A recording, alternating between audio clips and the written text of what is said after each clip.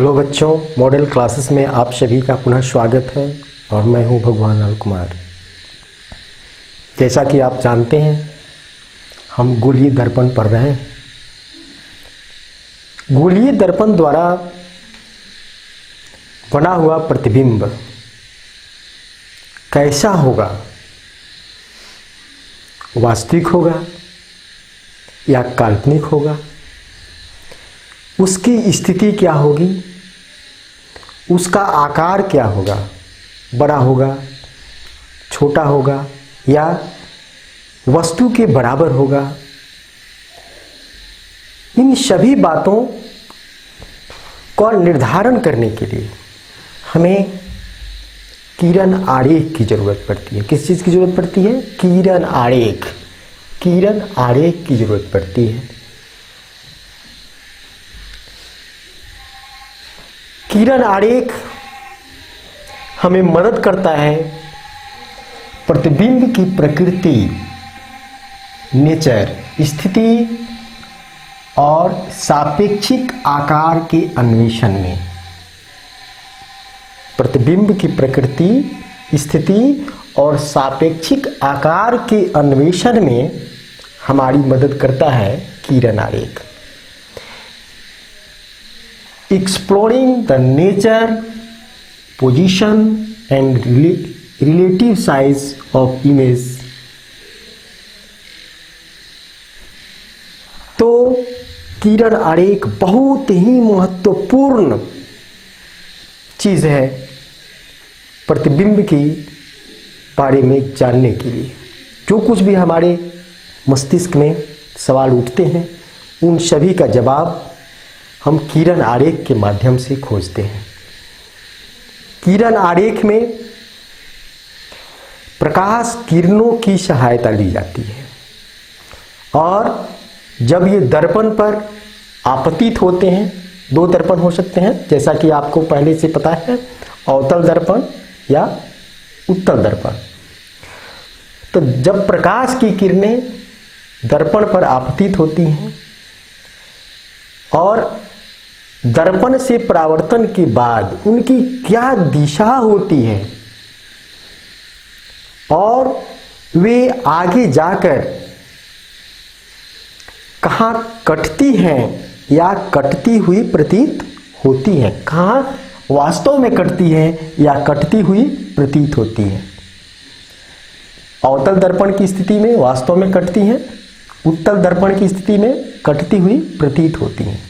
इन सभी का जवाब, इन सभी सवालों का जवाब हम किरण आरेख के माध्यम से प्राप्त करते हैं। आइए इसको परिभाषित करते हैं। प्रकाश किरणों की सहायता से बिंब की विभिन्न स्थितियों के लिए, बिंब की विभिन्न स्थिति, देख रहे हैं? बिंब मतलब वस्तु, ऑब्जेक्ट की विभिन्न स्थितियों के लिए दर्पण चाहे अवतल हो सकता है या उत्तल, द्वारा बनाए गए प्रतिबिंब की प्रकृति, स्थिति और आपेक्षिक आकार का निर्धारण किरण आरेख कहलाता है। ठीक है? प्रकाश किरणों की सहायता से बिंब की विभिन्न स्थितियों के लिए दर्पण द्वारा बनाए गए प्रतिबिंब की प्रकृति, स्थिति और आपेक्षिक आकार का निर्धारण किरण आरेख कहलाता है। इसको हम अंग्रेजी में कह सकते हैं determining the nature, position and relative size of images formed by mirror either concave और convex with the help of light ray. With the help of light ray is called ray diagram. तो ये हुआ रे diagram, जो हमें क्या बताता है? पूरी जानकारी देता है प्रतिबिंब के बारे में। किस स्थिति में? बिंब की विभिन्न स्थितियों में, different position of the object. किसकी अपेक्षा? दर्पण की अपेक्षा दर्पण में किन किन बिंदुओं की अपेक्षा हमें रे डायग्राम बताता है, इसके लिए हम किरण आरेख की मूल अवधारणा को समझते हैं। किरण आरेख की मूल अवधारणा, बेसिक कॉन्सेप्ट ऑफ रे डायग्राम क्या है? इसका मूल कॉन्सेप्ट है कि दर्पण के पी, एफ और सी, तीन बिंदु है, पी, एफ और सी, देख रहे हैं ना? पी मीन्स पोल, ध्रुव, एफ मीन्स फोकस और C means centre of curvature, मतलब वक्रता केंद्र। इन तीन बिंदुओं की अपेक्षा, ये तीन बिंदु कहाँ होते हैं? प्रधान अक्ष पे, प्रिंसिपल एक्सिस पे होते हैं। इसके सापेक्ष बिंब कहाँ है, बिंब की स्थिति कहाँ है, इसके आधार पर किरण आरेख प्रतिबिंब की प्रकृति को बताता है, प्रतिबिंब के बारे में सारी जानकारी हमें देता है।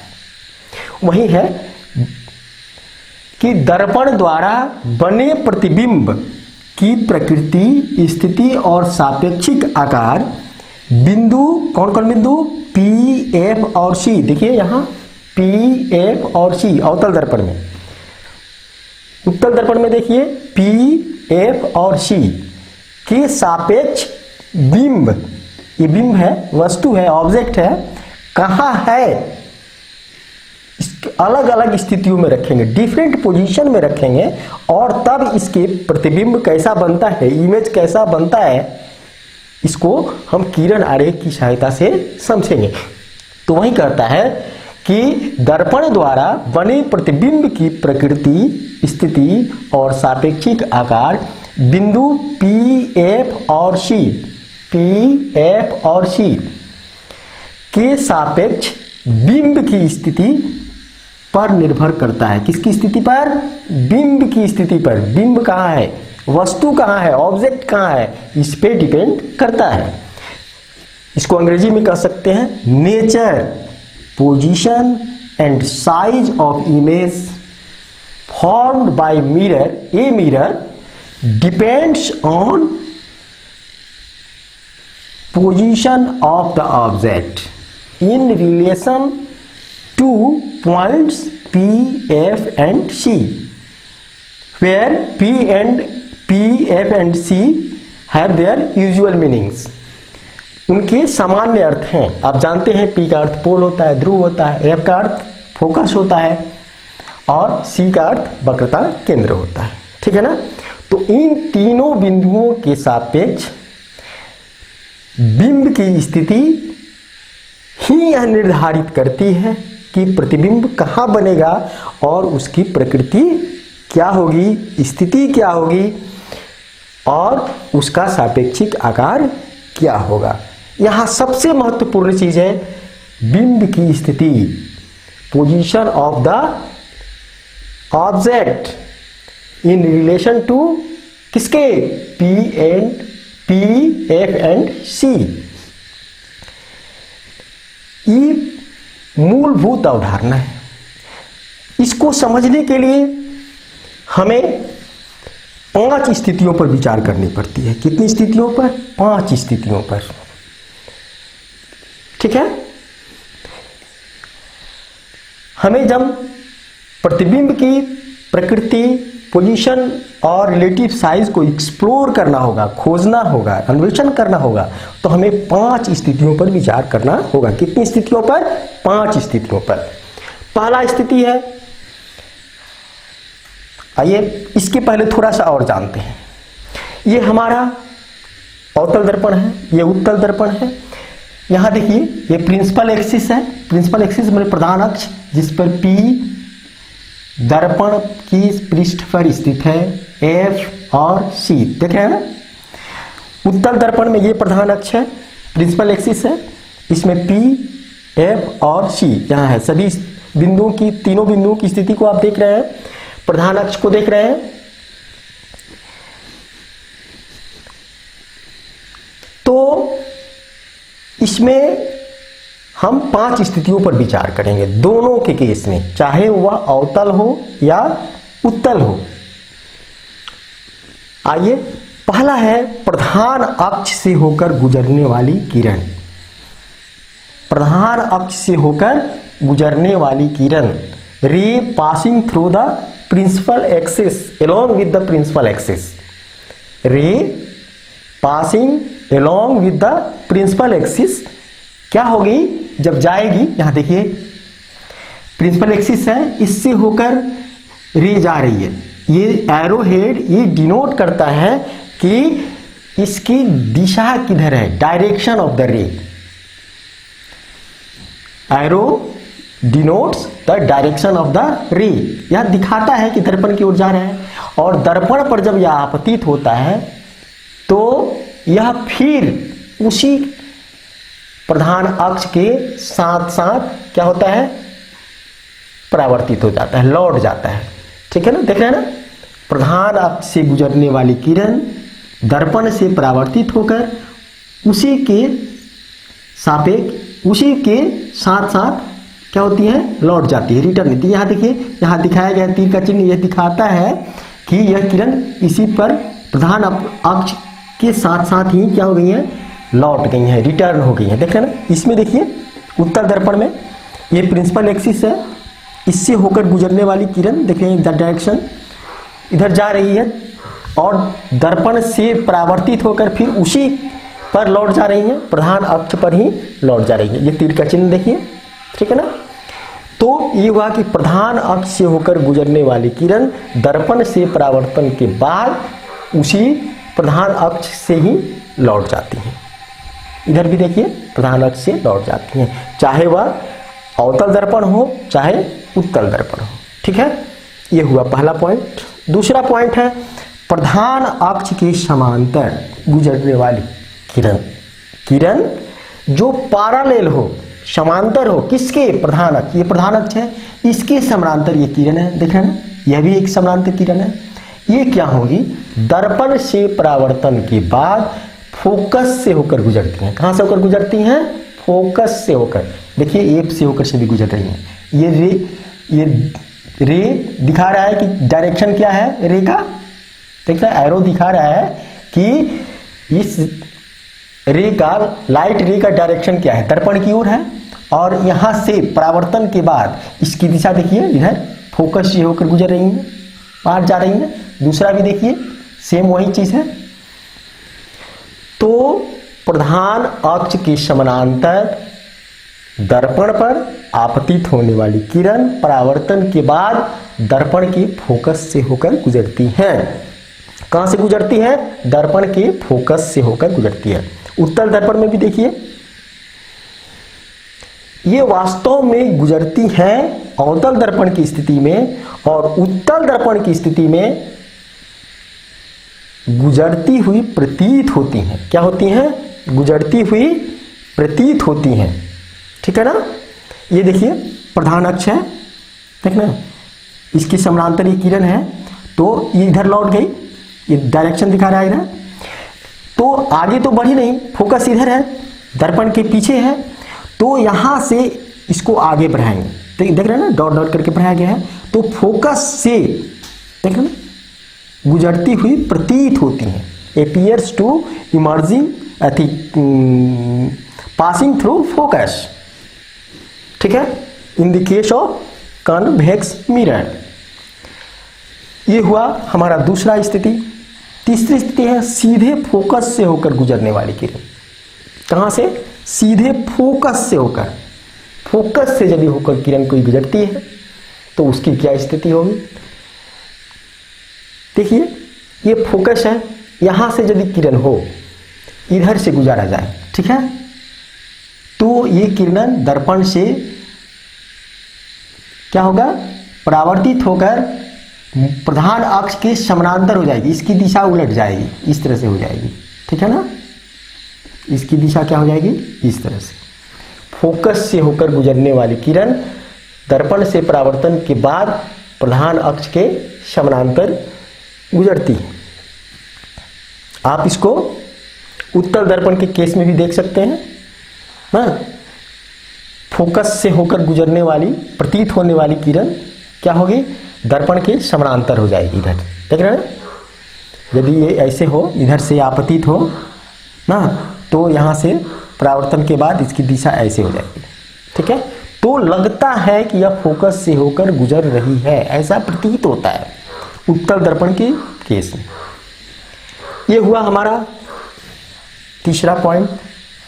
चौथा है सीधे वक्रता केंद्र से होकर गुजरने वाली, सीधे वक्रता केंद्र से होकर गुजरने वाली, सीधे वक्रता मूलभूत बिंदु के बारे में समझ रहे थे। तो चौथा हमारा पॉइंट है सीधे वक्रता केंद्र से होकर गुजरने वाली किरण, सीधे वक्रता केंद्र से होकर गुजरने वाली किरण क्या होगा? सीधे वक्रता केंद्र से होकर गुजरने वाली किरण